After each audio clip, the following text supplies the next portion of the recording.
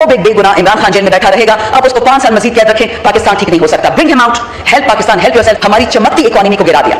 ये बुग़्ज़ इमरान नहीं था, ये बुग़्ज़ पाकिस्तान था। मैं आपको सबूत दूंगी कि अंग्रेज कभी भी नहीं चाहता कि आप कामयाबी पाएं। ये आप मुझसे लिखा हुआ ले ले, और आज मैं सबूत दूंगी स्पीकर साहब सिंपल एग्जांपल से कि ये बजट ना नून का बजट है, ना पीपल का, ना पीटीआई का।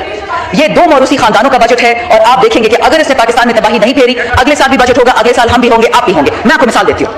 जनाब स्पीकर, शहबाज शरीफ साहब जो आज भी वज़ीर आज़म अपने आप को कहते हैं, उन्होंने आज से 4 साल पहले ये कहा था कि जो बंदा 30,000 रुपए कमाता है वो गरीब है। इमरान खान की हुकूमत थी और पेट्रोल 118 रुपए का लीटर था।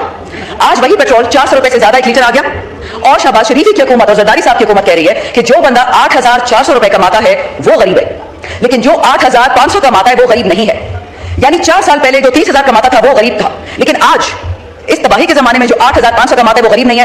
इस मुनाफिकत और इस झूठ का इलाज मेरे पास नहीं है स्पीकर साहब, ये आपके पास है। हमारे साथ सिवाय अल्लाह की कुव्वत के कुछ भी नहीं है, लेकिन सच और झूठ इस फ्लोर पे हमें कहना पड़ेगा। दूसरी बात स्पीकर साहब, मैं हमेशा ये बात कहती आ रही हूं और आइंदा भी कहूंगी, अगर पाकिस्तान का बेड़ा गर्क किया है वो सियासतदान ने नहीं किया।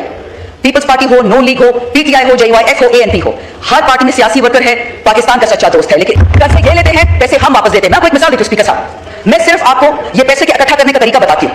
3 चीजों में हमसे पैसा इकट्ठा किया जा रहा है और पैसे हम उठाते हैं। अब मिसाल देखें, बिजली, गैस, तेल, 3 चीजें। बिजली जो पन बिजली है वो मेरा सूबा बनाता है स्पीकर साहब, 2.5 रुपए पे हम बेचते हैं।